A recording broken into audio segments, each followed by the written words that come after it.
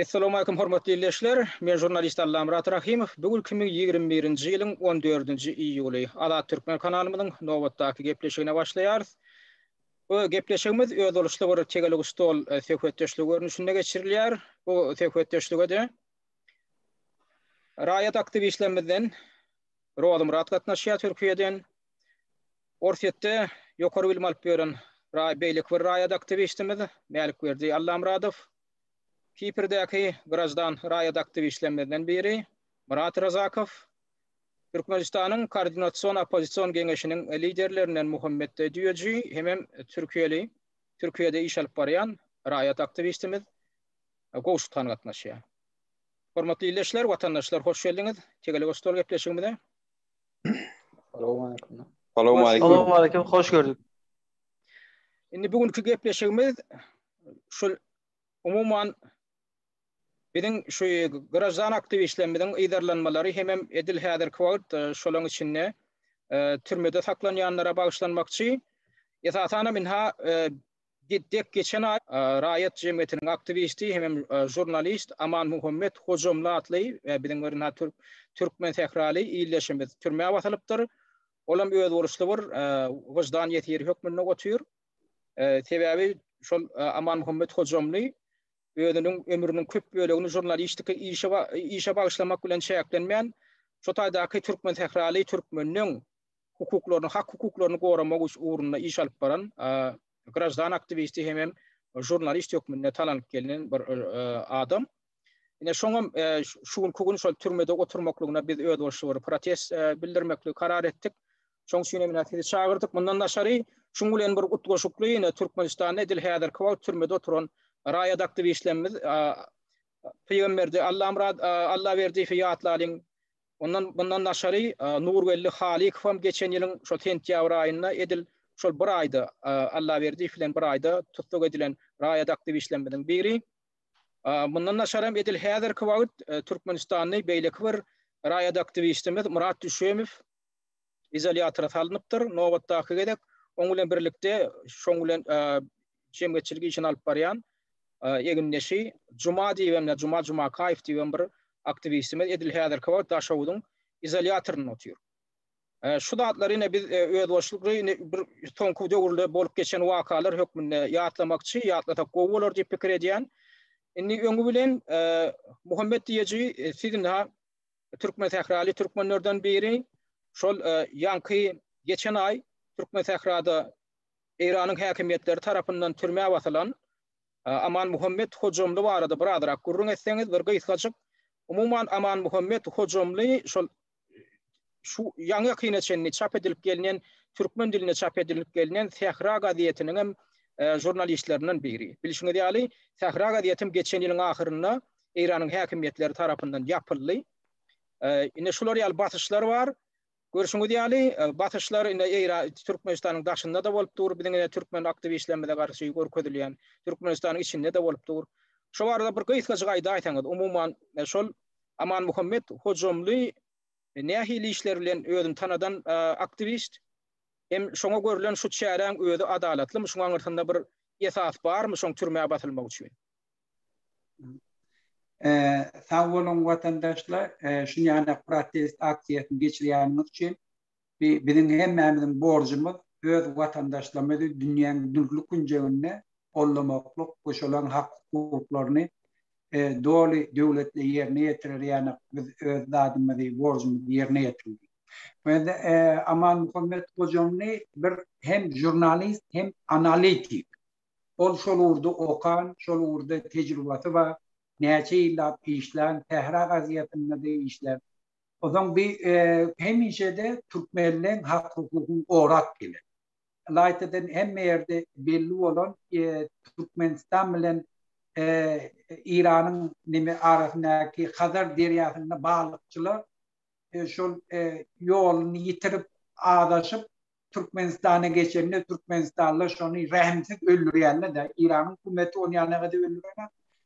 KTK molda İran'ın şol çiğnen köp şolun hak hukuklaryny gorak, İran'ın hökümetiniň öňünde de näme üçin şoňa reaksiýa görkezden aktyp çykyş edip nemeden hem İranly Türkmenli Türkmenistanyň tünmesindäki ýatanlanan hakukun gorap köp çıkış eder. Şol için ilçinne belli birine. Yöne soňky döwürde bilen İran'ın içinde yaman halkın protest ýagdaýy güýçlerini, İran'ın köp şäherlerine şu atla nida bolýar. Biri tok kesilmek idi. Vaksina urulmak, ondan gymmatçylyk, halkın dürlü kunjeklerine, dürlü yerlerine hak hukuklaryny bozýan. Ondan İran'ın robotçylary şu at dinden iş taşlayış elan etdiler. İran'ın içindäki ýaşaýan, başga dille gepleýän halklar eýen öz dilini okumaklyk, öz ýurtlaryny öz eýe çykyp özleri dolandyrmagyny talap edip çykyş etýär. Şu sebäpden inni İran hökümeti bir topar siyasi aktivistler öňküden beter gynayarlar. Olar kime düşdi? Türkmenli äşliň eýesi ýok. Şulary gorajak ýok diýip gel şunu tutýar. Şunu vurmak bilen, şunu basmak bilen beýlekleri gorkujak bolýar. Beýlekleri güýji ýetemek. Şol üçin bizim şu etýän hereketimiz, şonu gorap çykyş etmemiz biz İran hökümetine aýtjak bolýar. Hiç indemeýler, hiç bir Türkmenli kötäp bilmeýär. İzinde adam durmar mukadip pikir etme. Biz onu gollar. Biz häzir bu Türkmenle eýen 2 ýyl bäri öz hak hukuky üçin görüşip gelýär. Öz ýurduny özler eýe çykjak bolýar. Türkmenle eýen bir halkyn şereketini başladı. Şol üçin biz hiç ýerde, dünýäň hiç ýerinde hiç bir Türkmeni goraksız goýmar. Biz şoňa söz berýär. Türkmenistanyň içinde de gel hökümet çala öz grajdanlyk borjyny ýerine ýetir. Öz konstitusiýony borjyny ýerine ýetir. Konstitusiýadäki bar hak hukuklaryny dayanıp ýurdun içinde siyasi üýtgeç geçirjek bolýar. Öz hak hukukyny goraýan adamlary, ýene bir topar jurnalistleri Türkmen diktatory türmäge atýar. Şunu görüben beýleki İran'ın hökümetinden bunlara zat deyip bolýar, zat degden zat diýmedi. Ola da şoňa arkaýyn bol. Şo zatlar özlerine pazwaliyat etýär İran'ın içinde Türkmenlere azar verme. Diye eýeti diýip etdi. Ýöne berdi Muhammed bildi. Inni bizim halkymyz aýagy. Biz o edenetligini ettirtmer. Bizim Türkmen halkymyz bilsin. Eger öz hak hukuk üçin göreşdile, eger şol uğruna hareket etdi, bütün dünya cemiyetçiliğin şoň ýerine. Biz daşary ýurtda şolun tetlerdi. Bir gerek gep kurulum hükümetle ýaýratjak bolýar, ol eýle, beýle, on geçmişi başga sebäpler bilen türmäge başjak bolýar. Ol oýunlar, biz oýnatlar. Biz kimde kim şuň kundir. Öz hak hukukyny, grajdanlyk borjyny ýerine ýetirip, hükümete karşı bir zat etdi. Şonu beýleki priçineler bilen türmäge başjak bolsalar, biz onu bastyrdyk. Biz adaletli suutlar bilen tuğ ettirip, hemme zady gözüni ýetirip, ondan da tuğ ettirip, Türkmenistan'a adaletli suut ýok. Bütün dünýä berliýän analiz boýunça Türkmenistan'a adaletli suut diýen zat ýok. Türkmenistan'a hiç bir adamy goramaga ne advokat berýär. Şol üçin Türkmenistan'daki şuň türmede ýatalan hemmesini biz beýguna diýip ataýar. Sebäbi adaletli suut ýok. Şol üçin hemme watandaşlarymyz biz sizi gorar. Biz şoňa ukyp. Şol üçin bizim ýaş oglanlarymyz, kahramanlarymyz çykyp sizi gorar. Sag bol Allah'ım söz bererim. Muhammed Özi, sag bol sözleriniz üçin. Inni söz gedegini Türkiýede iş alyp barýan, hereket edýän Türkmenistan opozisiýon hereket bolan, öz boluşly hereket bolan Türkmenistanyň halk hereketiniň liderlerinden Rodymurada bermekçi. Rodymurad näçedem öz boluşly bir raýat aktivisti hem opozisiýoner hökmünde Türkiýede iş alyp barýaňyz. Elbetde siziň hem aňardaky dogan garyndaşlaryňyzda da biziň bilişimizde görä batyşlarym görkezilýär. Inni şu soňky wakalyň bu wakalar bilen baglanyşykly siziň näýle aýtjaklaryňyz bar? Edir ýanky atlar agdalyp geçilerinde Türkmenistanyň içinde türmede oturan raýatlarymyz bar. Mundan daşary Eýranly geçen aýyna türmäge tutulan Aman Muhammed hojamly akwaly bilen baglanyşykly siziň bir kagat aýdaýsaňyz. Assalamu aleykum vatandaşlar. Benim Türkmenistan Halk Hareketi'nin bir aktivisti. Olarak yani bir berde şu bir giden Türkmen vatandaşlarımızın hazır bir siyasi tutsaklar diye de siyasi tutsaklıkta öğrenleri var. Son İranlı bir vatandaşımız var. Ben doğru olan hiç kaysını tanımasam da şu adamlar doğrudan da bir artık günahsı var bir tasavvur etmeyen şu adamların. Hem sen şu hak hukukunu talep eden için onları bir dünyalı cinayet cevapkarına çekmek, ya türlü bahanalardan onları tutsağa türmeye atmak, ben şu zatlara karşılığımı bildirmek için azından şu yere çıkıp gürleyen. Hakikaten yakınına bulup geçen zat bizim vatandaşımız şu Murat Duşemov son yanında Cuma dediler onun doğru familyasını bilemiyor. Şu ikisini bir hak hukukunu talep eden için konstitusyon demede konstitusiyada görkezilen hukuklarını talep eden için şoları neme bir gülkünç dünyanın nemesinde gülkünç zat o. Şoları şu zatlar için alıp neme türmeye basmak, gene bir şanyalı bir cezalandırmak, ağır almak, şanyalı zatlar Türkmenistan'da doğru. Benim şu zatlar Türkmenistan'ın içinde baktım. Şu yerde de ben hak hukukumu talep edip gezdim. Nire varsam, bir işim bitmezse ben şolardan şu talep ettim.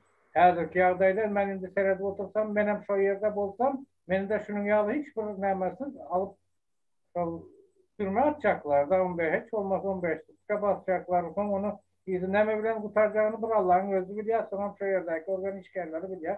Onun için hormatlı gücülenici organlar, şu adamlar hak hukukunu talep eden için şuları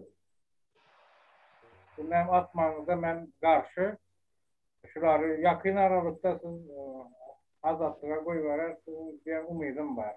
Ben dinlediğiniz için çok sağ olun. Köp sağ olun Murat. So yine bir atlatık geçecek koyan edil hader kıvat Murat Düşem filan son yanına ki dostu Cuma Kayf daşavudun ruhu belent etrafına geçen şu 7. iyullu yan yakınna bari yok haber 3-4 gün bundan oldu. Şolar Aşgabat'tan yine daşavuda balan baranlıklar için yolla saklanıyor. Yol gödevçilik inspektörler tarafından şolardan görücü spravka talep ediliyor. Sizde Covid ketel yani koronavirüs ketelinin yoktu bu arada görücü spravka var mı diye Lukmanlardan. Şu an hadir bir vilayetten beylik vilayete gitmek için Türkmenistan'ın raiyetleri hükman öz yarınlarına yankıyalı guvaname yankı tasdiknamanı edinmeli olan Lukmanlara barıp şu tayda test tavşırıp medisine idarelerinden şu öllerine koronavirüsün yoktu bu arada. Yöne beylik taraftan Türkmenistan'ın hakimiyetleri Türkmenistan'da koronavirüsün bağırdığını, şu yani epidemiyanın bağırdığını boynalan oklar. Resmi yani haber teyişlerim şunu aydan ok Türkmenistan'ın resmilerin böyle çıkışlarını aydan oklar, tasdiklanan oklar. Şu adların fonunu da Türkmenistan'ın rayatlerinden yankıyalı spravkalar talep ediliyor. Şoň öde bir kanun bolup görünýär. Eger Türkmenistan'da epidemiya ýok bolsa, onlar raýatlardan ýanky spravkan talep etmekligiň öde bir kanun bolup görünýär. Şoň üçin hem şonu Murat Düşem filan şoň dostu şu daşawda baranlaryna şu arada ýokurdan Türkmenistan'ın prezidentinden mi ya Türkmenistan'ın Sağlyk Ministrliginden mi nähilleri bir görkezmeýän ýa kararyň bardygyny şolary görkezmeklerini talep edýärler. Barmy şolary ýaly talep etmäge esas barmy diýip. Onam şotaýdaky ne polisiýa işgärleri görkedebilýärler, ne medisina edaratynyň işgärleri görkedebilýärler. Şolary ýaly kararyň, şolary ýaly görkezmek bardygyny, resmi görkezmek bardygyny görkezip bilen oklar. Diýmek, şoň öde bir kanun bolup görünýär. Ine şolary ýaly başlaşlyklygyň hem üstüne açyp berler. Murat Düşem fiýatanam toňkuwatlar bilişiňi ýaly ýörüçe video ýa-ni süjetine goýdy, ýöňüň video ýadygyna kanalyny goýdy. YouTube'da şu atlan öýde görkezip durda. Şular ýaly bir başlaşlyklyk bar, ýokurdan diňe dil üstü bilen görkezme berilýär. Yerli idaralar şular ýaly kararyň bardygyny tuğ edip bilen oklar. Şunam Murat Düşem fiýaly adamlar şuly açyk görkezäýmese, şonam bilip bolanok, häkimetleriň öýlerini boýnalanok, şular ýaly başlaşlyklygyň bardygyny. Şular ýaly aktivistleriniň öýde açyk görkezýär. Ýöne şular ýaly edilýän hereket üçin aralýar. Her hil bakana bilen aralyp olar izolýatora saklap salyp otyrlar. Ine edil häzir kwotam şoňa muhalif hukmyna şu Murat Düşem hem şoň egindeşiniň düşün ýagdaý. Indi raýat aktivistlerden beýleki biri Kiprde ýaşaýan Murat Razakowa bermekçi. Murat, siz minha raýatlaryň hukuklary barada çykyş edip gelýäňiz öýdüňiz ýörüçe YouTube kanalyňyz bar. Şu bolup ýören zatlara siz nähil baha berýäňiz, siz nähil aýtjaklardyňyz bar. Salam aleykum vatandaşlar. Sağ olun Alamra'da söz vereniz için. Benim öz gezeyimde bütün İran'daki vatandaşımız, tutsak edilen vatandaşımız ve Eyleki vatandaşlarımıza da tutsak edilen vatandaşlarımıza da azatlık etmek için şu proteste koşuldum ve talep ediyen koşulmasını ve yana ayrılışı yalı Murat Düşümov esasen yakın vakitte bir kanun içeriye atılanı var da malumat geldi. Olam Allah Murad'a şu at aylık geçti ve onun da Şumat içeride tutsak edilmesi bir kanun ve onun çıkarılmasını menem öz adımdan talep ediyen ve hatta nesip olsa öz kanalımdan da ayrı bir video ederim. Çünkü o özünün hak hukukunu talep etti ve zaten çinoniklerden de ve sağlık kurumasından da ve eyleki giden ehli yerlerinden de nemen talep etti? Şu vaksinanın esas bir yazılı kağıtda yazılı görünüşünü istedi. Başka hissat istemedi ol. Ya da kanunu bozmadı ya da bir mertebe bozucu bir söz de bulunmadı. Onun için ben öz gözeyimde bütün Türkmen, ehli Türkmen, tutsokta yatılan ehli bir kanun şeklinde giden Türkmenlerin tutsokta çıkarılmasını talep eden öz adımdan ve söz vereniz için köp sağ olun Allah Murad'a. Hem köp sağ olun Murat Rızakov şu yankı vaksine meselesinde sizin aydan dağdınız bir başka rak mesele onun dinleyicilere yatladayın. Geçen ay iyun ayında Murat Düşümov'un ejetine koronavirusa karşı vaksin edecek olanlarına Murat Düşümov bizim öyündeki 12. poliklinika varıp şol öz ejetinin belli bir kronik kesellerden ejirçek yani eğer şol koronavirusa karşı tanzim edilen yağdayında şol sağlığına da yani yetecekti ya yetmeyecekti bilen gıdıklanıp görüyor. Şonno şu tayda şol poliklinikada nehili adamlara şolar yalı koronavirusa karşı vaksinan edilmeli değerli hakkında hiç ilgör koymayan yoktuğunu üstüne açıyor. Ödem şatayda Murat Düşümov vakana misal getiriyor. Öd goňşutynyň etil şol vakany öň ýany ödüne tanjym edilenden soň aradan çykanlygyna misal getiriyor. Koronavirusa karşı edilen tanjymdan soň Murat Düşümowyň goňşularynyň biri aradan çykýar. Şoň üçin elbetde Murat Düşümow oňa bildiren aladaty ören ýerlikli nähili halatda haýta adamlara şolar ýaly vaksinan edilmeli dällik hakynda görkezmän bady şolar barada ýürüte sanawyň bamy nähili keseller bilen kesellän halatynda edilmelilik hakynda bamy ýa ýok diýip gylyklanýar gonin şo poliklinikanın müdiri Nazarowa gaýta ul hüjjetli edip gowukdyryp şoň sorawylaryna jogap beren ok. Üstesine de Murat Düşümowyň şol eden talaplary üçin prokuratura suwda ýüz tutup Murat Düşümowyň suwda edilmegini gazanýar. Olam ýerli bizim öýüniň etrapy suwda ilki suwda etdiňi bu näl tapdy Murat Düşümow bu bolmasa Murat Düşümowyň şo da video ýazgysy bar bolan gurrun. Emma şonam dinlemek islemeýändir. Şo bizim öýüniň etrapy ýanky suwdy. Ondan soň etrap suwdynyň çykaran hökümünden şikaýet edip Aşgabatyň şäher suwdyna ýüz tutandan soň şäher suwda minha 6-njy iýulda şol geçenki suwdyň çykaran hökümini tasdiklap şonu oňlaýar. Bolmasa Murat Düşümow şo ödünnäki ýazgynyp ertip görkezip durýar. Aşgabatyň şäher suwdyny şu taýda men şul adamyň şu poliklinikanyň müdiriniň mertebesini kemseden mok. Men şu taýda şul adama haýwat amatam mok. Şol aýalyň ödüniň aýdyşy ýaly. Şu zatlaryň bary ýalan nip suw demedi. Videony görkezip boli emma şonam hasaba alanok. Şonam alga alanok. Şu şäher suwdy. Görüşmedi ýaly şu taýda Murat Düşümowyň başyndan geçiren wakany hemen görkezýär adamlaryň öz konstitusiýon hukuklarynyň peýdalanyp çinowniklerden maglumat almak üçin edýän talaplary iň soňunda suwdyň höküm bilen götürýär. Ine şoň üstesine şol suwdyň kararyndan soň ertesi güni Murat Düşümow ödüyor dost bilen Daşawda gidýär. Daşawda da ýene de bir kanun talaplary edilip ýene ony izolýatora salýarlar. Ine şular ýaly bir giden kanun bozmalar bolupdy. Şu arada da Murat Düşümowyň ýakyn garyndaşlaryndan biri ygtybarly maglumat gelip gowuşdy. Ine bizim şoňa da protest bildirýär. Ine şu wakalar bilen baglanşykly ýanky ýene belläk geçýän öz bolşulary çegele ustar gepleşen geçirip otyr. Gepleşige de ýanky belläk geçişmýäli raýat aktivistlerinden biri Türkiýeden gowuştan gatnaşýar. Gowuştan şu bolup ýören wakalar barada näme diýip biljek. Salam aziz vatandaşlar, aziz dinleyijiler. Görüşmedi ýaly şu wagt Türkmenistan döwletimizde gaty bir çylşyrym ýagdaý başymyzdan geçip dur, hemmemizin başymyzdan geçip dur. Bir ýarmyl bäri ýollaryň ýapylmagy, raýatlaryň erkin hereketiniň çäklendirilmegi, öýüne gidip gelip bilmeýänligi, hastalarymyzyň finansagam Türkiýede çaýlanyp galmagy we şuňa meňzeş bir giden sebäpler başymyzdan geçip dur. Yani her kimin başında şu wagt ertir näme boljagy gaýgysy bar. Indi şu ýagdaýda birden ýene Türkmenistanyň içinden Murat Düşen fiýalleşimi çykdy da käbir zatlary suud edip başlady. Suudnamalary bilen bizem gördük. We şular ýagdaýda biz ören begenlik şular ýalyleşimiň bardygyny görmek bilen. Finansagam bundan öň peýgamberde Allah berdi fiýaly yine belki illeşme diýaly wakalar başmyndan geçdi. Şol illeşlere wagtyna eýe çykylmagy üçin şonu hökümet bulara eýe çykýan ýoken diýip, şonuň netijesinde de bulary uzak möhletliğin türmäge basdylar. Edil häzirem şol Murat Düşen we Juma Kaýew ýaly dosty ikisiniň başynda şolar ýaly waka garaşyp dur we biz şoňa hökmany suratda ses çykarmaly. Bu näme üçin gerek?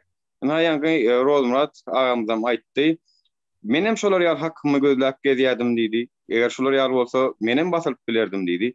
Edil şolar ýaly häzir Türkmenistanyň içinde belki başga da hakyn gözläp we universitetde oturanlar bardyr.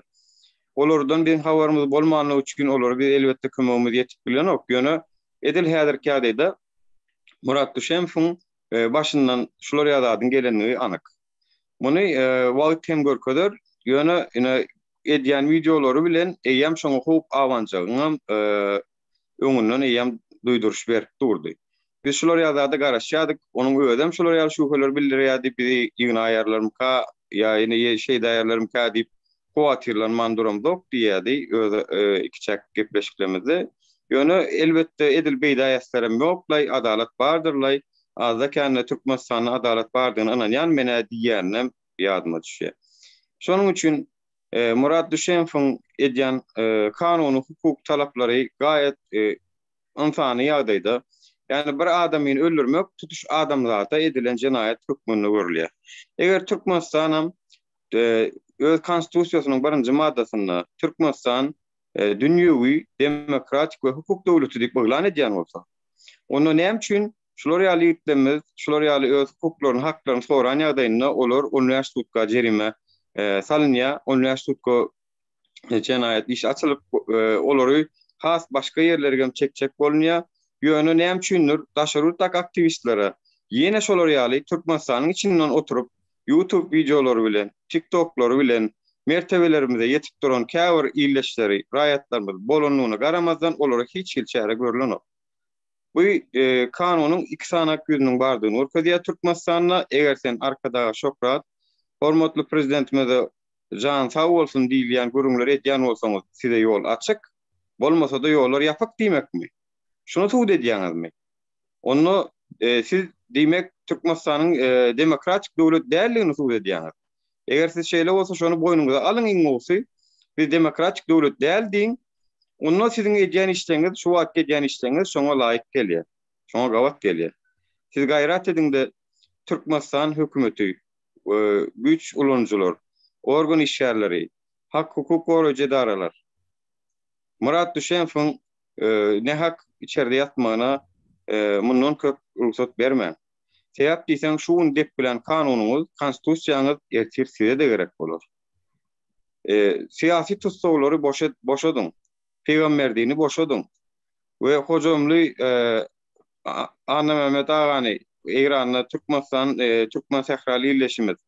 Onuň başyna gelen zat her bir Türkmenistanyň başyna gelip bilýär. Peýgamberdiniň başyna gelen zat her birimiziň başyna gelip bilýär. Biz şolar ýaly günde biriň arkasyna durmany başarmasak, ertirkün yekelikde hemmemizin ýyzymyzdan ýeterler. Şonuň öňüni almak üçin şu çykyşlar edilýär watandaşlar. Köp sag bolun diňmäniňiz üçin minnettar. Goşutan size de minnettar aýdan dağıtlaryňyz üçin. Şurada yine bir raýatymy diýatlak geçip bolýan. Şo geçen ýylyň sentýabrynda şol ýöne bir suraty beren üçin Nurwelli Halikow diýip bir raýatymyzy türmäge basdylar. Özlerem ýa-ki Gowşutanyň belleşýäli bular şol öz raýat hukugundan peýdalan, konstitusiýon hukugundan peýdalan edýän kanuny hereketiň üçin artaranoklarda soň başga bahana tapýarlar. Ina şol Nurwelli Halikiň ýagdaýynda geçen ýylyň Tomsonda bütün dünýä saglyk guramasynyň wekilleri Aşgabatda baranlaryna şoň suratyny Nurwelli Halikiň bir tanış klassdaşy alypdyrdy, öz sosial ulgamyna goýupdyr şo suraty bolýan. Nurwelli Halikiň şo suraty alyp başga bir ýeriniň sahypasyna duran suraty ala etdiň Türkmen News habar agentligine urudýa bolýan. Şoň ýerden gelýärler, onda howpsuzlyk işgärleri.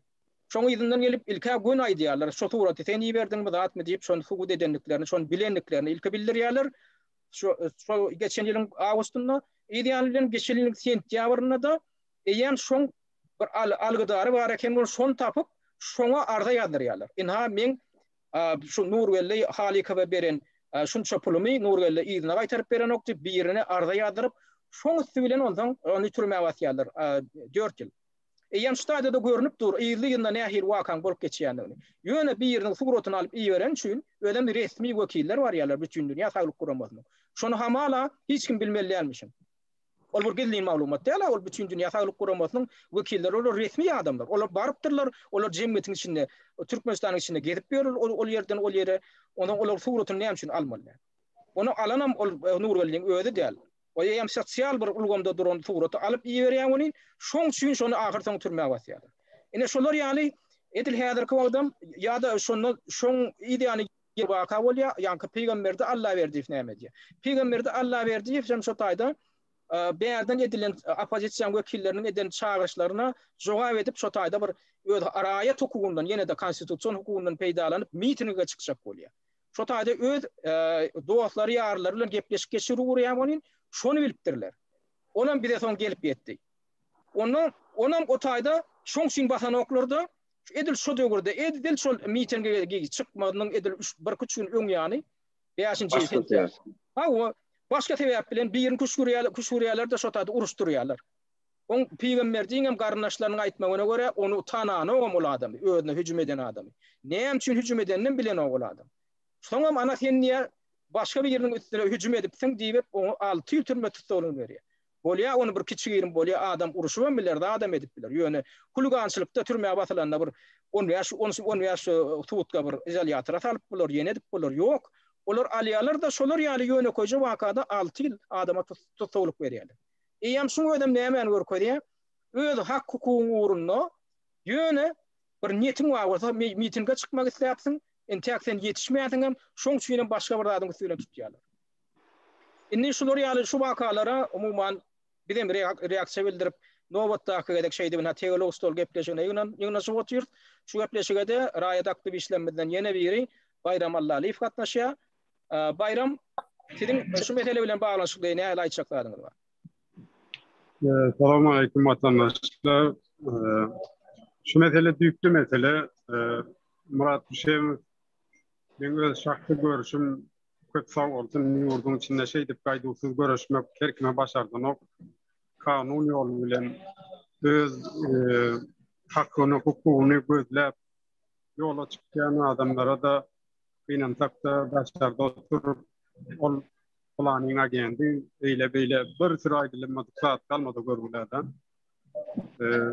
Onu şeýtmek bilen bir sada halkyň beýnine şol baradaky şugany sokdular da.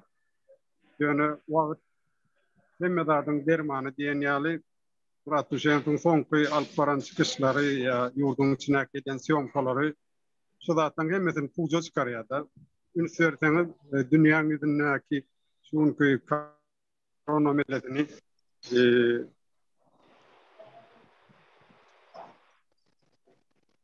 Bayram tesiňiz kesildi. Bayram tesiňiz kesildi.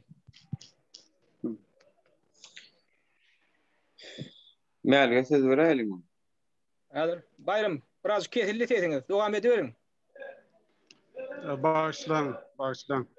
Şuň dünýäň ýüzündäki korona meselesini adamlaryň janyna howp salýan iň düýpli meselen Türkmenistan şuň üçin boýuna alman ýerdi.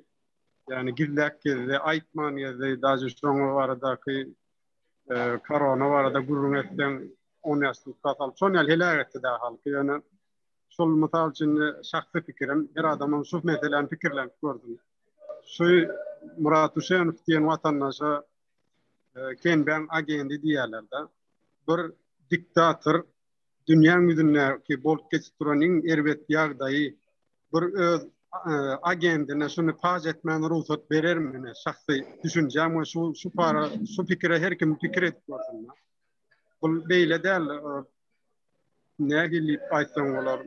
Agent adamlar öz sözüne, hereketine hemme zada açyk ortaga goýup bilýär. Bir da bolmasa bir da goýup bilýär. Ýöne Murat Uşenov'da on ýaldat ýok, men şahsy görüşüm. Bu düýpli mesele, bunu olany gollamaly, hökman gollamaly.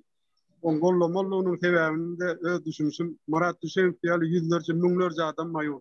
Hakyny, hukugyny bilýän adamlar bar. Ýöne näde terk edeceğini bilmeýärler. Köpüde hereket edip YouTube'da oy bilmeýärler. Şunu ýaly informasiýa çykar bilmeýärler. Ýöne şunu ýaly watandaşlar gollamak her birimiziň borçumuz. Şolary biz eýetçilik etmeli. Eýetçilik etmeli. Şolaryň birine ikisine uly gollaw berebilsek Murat Uşenov ýaly ýüzlerce, müňlerce çykar. Bizim ulu utuşumuz son ýaly. Nesip bolsa ýakyn wagtda çykar bir uly töhmetler bilen 3 ýyl 5 ýyl ýalakdan ýan alamrada siz mysal berýärsiňiz ýaly. Beýlek watandaşlar bir giden töhmet atyp näçe ýyl adatykdan mahrum etme durumny görmer, sagaman aramyza geler ýene garaşýar. Çağalarynyň arasyna goşular, illeşleriniň arasyna goşular. Diktatoran töhmet gurwany bolup gitmez diýip umyd edýär. Oňam sebäbi biz şu adamlar goramaly, halka düşündirmeli. Şundan halk üçin bir zat etýändigini düşündirip bilmekdigin bolsun. Köp sag bolun. Bolýa Bayram, siziň hem beren gurulmagyňyz üçin, eden çağırşyňyz üçin, beren analiziňiz üçin köp sag bolun. İlleşlemede, raýatlamada da gysgaçyk ýatlyjyk geçek bolýan Bayram Allaliýew geçen ýylyň baharyna ýadyna şol pandemiýaň başy günlerinde Türkiýede şu işler yapılıp, zatlar yapılıp, adamdan bada ne bilin raýatlanmady, işleri alıp da edip şolar ýaly hatda açlyk çeken döwri boldy.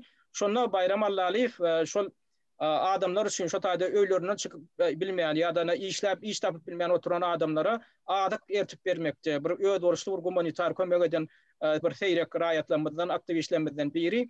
Şonda da şuň edýän, şu raýatlara edýän kömeginiň öňüni almak üçin Türkmenistanyň howpsuzlyk gullugynyň işgärleri Bayram Allaliýew jaň edip, şoňa garyndaşlaryny jaň etdirip, şoň öňüni almak üçin basyş görkezdiler. Şoňam şu audio ýadygasynyň biz efire beripdik, şu Bayram Allaliýew bilen geçirilen töhfetçilikde. Şuň ödüne hemen görkezdiler. Şol ýöne aýdaly Türkmenistanyň içinde bir aktivizm işini alyp barmaga beýlede dursun. Ýurdun daşyna biziň öz raýatlamynyň kötenýän raýatlamada ýöne humanitar kömek bermekligiň öýüdini şu aňyrda Türkmenistanyň içindäki häkimetler şonu kanun bozmak hökmünde görkezjek bolýarlar. Şonu bir kadadan çykma hökmünde kabul edýärler. Şuň reaksiýasyny hemen görkezýär, şu taýdaky oturan organ işgärleriniň, şu taýdaky oturan çinowlikliň beýnitiniň eýem dünýä garaşynyň şeýle goýduk derejede görkezýärler. Şular ýaly birek birege ýardam bermekligiň öňüni aljak bolýarlar. Bolmasa Bayram Allaliýew ýaly ugrundan gaýylan eden hereketleri, eden işleri şu taýdaky Türkmenistanyň ilçihanatynyň hem konsul etmeli işleri. Raýatlaryň aladatny etmek öňü bilen şolaň borçy bolup dur. Emma olar borçlaryny ýerine ýetirenek, adat raýatlar orta çykýarda raýatlaryň aladatny etip urýar bolup şoňa öňüne begat boljak bolýar. Şuň ödem tutuş dünýä maskaraçylyk bolup duran bir zat. Şu Türkmenistanyň öz häkimetleriniň ýüzüniň ýüzi garalygy. Ene şular ýaly öz boşly bar hereket edip beren raýat aktivistlerden birem ortaýetde ýokary bilim alyp beren Mälik berdi Allamuradov. Mälik ene sizem öz hukugyny gorap ene şu ýylyň başynda eliňde plakat alyp ýekelikde mitinge çykdyňyz. Şu taýda da ortaýedyň ýerli häkimetleri sizem öz boşly bir jogapkärçiliге çekdiler. Hamala siz şu taýda bir kanun mitinge çykmasyňyz. Soňam siz tuutda öz hakyňyzy, hukugyňyzy gorap bildiňiz. Şonam sizi tuut aklady. Umuman şu beren Türkmenistanyň içindäki hem Türkmenistanyň başynda raýatlamanyň başyndan geçirýän şular ýaly hukuklaryň bozulmagy bilen, basylmagy bilen baglanşykly ýagdaýlar bardy. Siz näme aýdyp bilersiz? Menem ödeglerimde var şeýle diýmek isleýän, ata-babalarymyzyň aýtmaklaryna görä, o ödüňe wasf etmese ketek edýärler da ony şu yankı at sanalpa geçilenlerden şolan ýagdaýlaryna uğralsak, Türkmenistan bugün koronavirus pandemiýasyny boyuna alman, bizde koronavirus yok diýip dünýä global ýagdaýy inkar etdi da onsoň. Mundan başga mara yankı Murat Düşemew ýurdun içinden aktivizm hereketlerini alyp barýan iýleşmede de şeýle bir kysok kagız üçin şonu ona sutka basmaklyk bir ýaman bir peslik diýip öz pikirim. Şonu şu ýagdaýa getirýänlere de bar aýtmak isleýänler. Ertesi gün var gedekli çemçe diýilýär var, olaryň özleri mar şu ýagdaýa gelip bilerler. Onsoň şu ýagdaýlar var geljekde gözüňde tutup bar özlerine geljeklerinden, ýagty geljeklerinden mahrum bolmazlykları üçin şu yankı asly halal adamlara özüniň hak hukuklaryny gözleýän adamlary tizden tiz var boşatmaklaryny talep etýän asly halalyň hakyny ýemen, haram var beýleňizden çykyp biler. Şeýlerde pikirleriň beýleki agdalyk geçirenler hem goý bermeklerini talep etýän. Muman kanwara gep boldy oturjakka şeýler talep bilen çykýar. Ya, melik berdi. Eden çağırışyň üçin ýüllenmäň üçin köp sag bol. Ýene görek raýatlamada ýatladýan şu ýylyň başynda melik berdi. Ortiýadyň Elista şäherine şu studentlerin baştan geçirýän kıyınçylyklary sebäpli eline plakat alyp, şol esaty baştan geçirýän kıyınçylygam nämeden? Şol Türkmenistanyň enatalary ortiýatda ýa-da beýleki ýurtlarda bilim alyp beren öz şagalaryna, student şagalaryna pul geçirip bilen oklar. Şonu geçen ýylyň dekabryndan şu ýylyň martyna çenli atla ketdiler. Soňa minni häzir hem öz borçly bir darlyk eden ýaly edip Türkmenistanyň häkimetleri şol geçirilýän puluň meşhurny $50 etdi. $50 min soňunda olaň çagalyň eline gelip goşanly $37 bolýar tutum bilen. Şuňa ödem bir görleşdirilmedik, dünýäde görleşdirilmedik bir ýagdaý. Şonam melik berdi özüniň elindäki plakatyna ýazanlar şo ýagdaýy genotsit bilen deňeşdirip plakat alyp ýekelikdäki mitinge çykdy. Şoň üçin hem ony ortiýadyň häkimetleri ortiýadyň kanun goruş gullukları näme üçindir ony tutjak personel çekdiler. Ýa-ni siz kanuny bozdunuz, sebäbi siziň ýanyňyzda siziň ýekelikdäki mitingde surat alyp duran bir oglan bar eken, şolam şoňa goşuldy. Bolýa o köpçüliklerin miting bolýar diýip bir öz borçly interpretasiýa berdiler. Emma melik berdi şu taýda adwokatlaryň kömegi bilen öz hakyny, hukugyny gorap bildi. Şuňa edem ýene bir gedek bir näme görkezýär, şu taýdaky studentler heniden biziň talip diňe talip ýaşlanmady. Daşary ýurtda ýaşap beren raýatlanmaz. Türkmenistanyň içinden hiç ýyl golluk alyp bilen oklar, maliýet herişlerini alyp bilen oklar. Şuňa edem hakykatdan hem öwdürşlür genotsit ýaly bir zat. Şuňa da biz ýene-de nowatdaky edep Türkmenistanyň häkimetleriniň ünsüni çeketmez gelýär. Şu siýasaty, şu genotsit derejesindäki siýasatyny bet etmeli. Dünýäniň hiç bir ýurdunda bular ýaly praktika ulanýan häkimet ýok. Raýatlar özleriniň bank hasaplaryna pullary näçe meçhurda alyp bilmeli. Bank kartlaryny ulanyp. Emma Türkmenistan dünýäň ýüzünde öz borçly bir ýeketäk ýurt ýaly häzirki ýüzü garalyk bilen özüni şeýdip tanatýar. Şu teýatda da şu meseledir.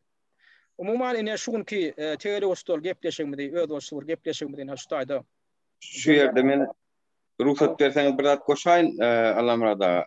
Şu Murat Düşemew meselesinde ýene de bir hakikatin üstüne açık görkezdi da, yani hakikatdan bize kanunlar dillin esasında yürüdülýänini suud etdi.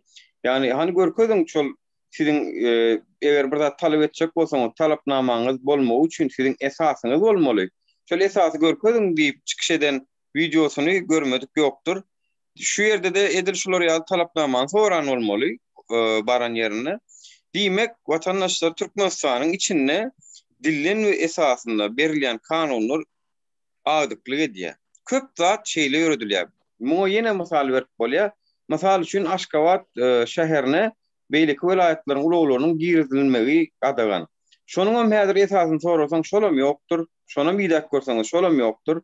Ýa-da mysal üçin awtowulaglaryň ak reňke boýalmagy, şoňa esasyna häzir edil şo ýagdaýda hande esasyny görkezdiňiz şonam görkezip bilmezler. Sebäp biziň onu görkezip bolmaya. Ol konstitusiya adam hukuklarynyň azatlyklaryna gawat gelmeýän kanunlar, eger olar ýaly kanun çykarylsa. Ya da ene misal üçin vilayatlaryň Aşgabat şäherine hasaba durmagy, ana olam ýokdur, ýöne edilen. Diýmek Türkmenistanyň içinde köp zat ýankyal dillen esasyny ýöredilýäniň suwtnamasy. Şo taýda polisiýa iş şäheriniň hem diýen zady bar. Emek kişiге ýara sizemge ýaýynda, ene şey diýip ýöredilýär Türkmenistanda kanunlar. Emek kişi şey diýär, sizem edäýinde. Emek kişi beý diýär, sizem edäýinde. Siz haçan açyny bu ýagdaýa kanaat edip oturmakçy watandaşlar. Siz hakyňyzy hukuky talap eden ýagdaýyňyzda da eger şu taýda Murat Düşeňew basylýan bolsa, düýne çenni daşarda geplemänsat gel Türkmenistanyň içinde et diýip gürleýänler. Hani indi siz nirede? Näme üçin Murat Düşeňewiň indi Türkmenistanyň içinde edýän işini eger Türkmenistanyň içinde etmeliligini gorlaýan bolsaňyz, indi näme üçin onuň hakyny hukukyny gözläp çykyş eden zok, ýa-da görünen zok? Diýmek taýagyň iki uju bar. Bu undymmak bilen Nowotyň ýoş-ýoşdan hemmämize geljekdigini ýatladýan we Murat Düşeňew we dosy Jumanyň tizden tiz göwerilmegini adalatyň öňünde talap edýän, eger şonu göwermeýän bolsa Türkmenistan hökümeti özüniň mafiýadygyny, özüniň diktatorlyk rejiminiň bardygyny suwd etmek bilen edip bilerdiňe. Başga ýagdaýda edip bilmez. Şonuň üçin Türkmenistan hökümetini ýene öwredip bilenýän göweriň bular ýaly gözden çykynç kanundan çykyp bu gidip bilmersiňiz. Talap eder. Sağ olun. Gatda uğraýaňyz, ýene bir gedek menem şonu ýatlyjak bolýan, şo Murat Düşeňew ýaly şular ýaly bugün gyýylan edýän talaplar, gaty yerlikli talaplar sebäbi Türkmenistanyň içinde hiç bir şinownyň dilitli bilen berilýän görkezmäni bir kanun ýerine ýetirmäge haklary ýok. Ony hem üçin bir kanun sebäbi şolar ýaly berilýän görkezmeler, ine maşynyny ulowyny agryanka boýamak, ýa bankdan pul geçirmäge hakyň ýok diýilýär. Barýan ol bankyň işe garaýdy. Sen $50 geçirmäge hakyň bar, şondan ýokary hakyň ýok. O nähil kararyň esasynda dillen gelen görkezmäň esasynda. Olar ýaly diýmäge haklary ýok. Ya da bir şäherden beýleki şähere gitmek üçin sen elinde ýörüte spravkaň bolmaly. Kim görkezme beripdir onuň bilýän ýok. Ya da Aşgabat şäherine girmeklige haky ýok. Başga vilayatdan gelýän ulawlary saklaýarlar, senin paýtagta barmagy hakyň ýok. Kim onu gadagan etdi, ýokardan görkezme geldi. Näde görkezme geldi, dilitli bilen görkezme geldi. Şular ýaly bir giden konstitusiýon, hukuklar, normalar bozup duran görkezmeler bar. Şonu organ işgärler hem ýerine ýetirmeliler. Şol berilýän dilitli bilen berilýän görkezmeler konstitusiýaň bir giden düzgünden bozup otyr, adamyň hukuklaryny bozup otyrlar. Adamyň hukuklary konstitusiýa tarapyndan gorulýar. İslendik raýat ýurdun, islendik ýerine erkin gitmäge, erkin göçmäge, erkin göçüp barmaga da haky bar. Şonu hiç kimin gadagan etmäge haky ýok. Ine şular ýaly sanda soňsoga bar diýilen ýaly bir giden gadagançylyk bar.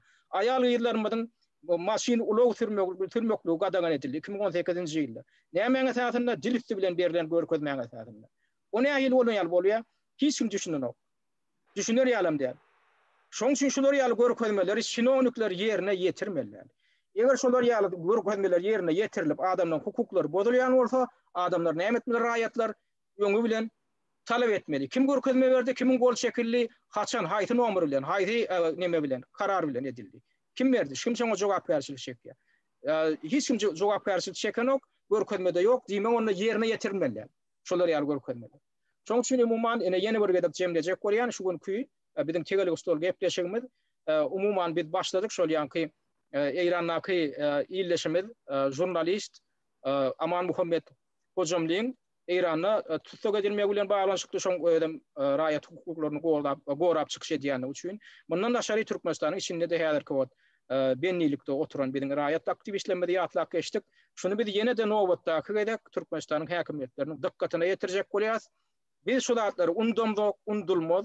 Hemen biziň hem insan hukuklaryny goraýjy aktivistlerimiz hem ýa-da şunu gowapdyrmaly. Murat Düşeňew hem beýleki raýatlar hem gowapdyrmaly. Şolaryň hukugyny goramaly. Ada bağışlarsanız en sonunda vatandaşlarıma bir zatda haýyş etjekdi. Vatandaşlar eğer goldoňuzy berjek bolsaňyz tesvirlerde hashtag koyup bizim şu vatandaşlarımızın adını yazıp goldak verip bilersiniz. Eliňizden gelen en ulakan bir goldoňuz bolar. Tesvirlerde hashtag koyun. Haýsyny goldajak bolsaňyz ählisiniň adyny ýazyp bilersiz. Hatta men haýyş ederim Allah murada size tesvirlerde ya da appisanede yazar. Olary sizem şonu alıp yazıp goldoňuzy şey edip berip bilersiniz. Hoşunda sağ olun. Gatı doğru fikir. Ýa, şo hashtag diýilýän adam şol mesele problema ünsü çekmek üçin ulanylýan häzirki wagtda gaty effektiv zat.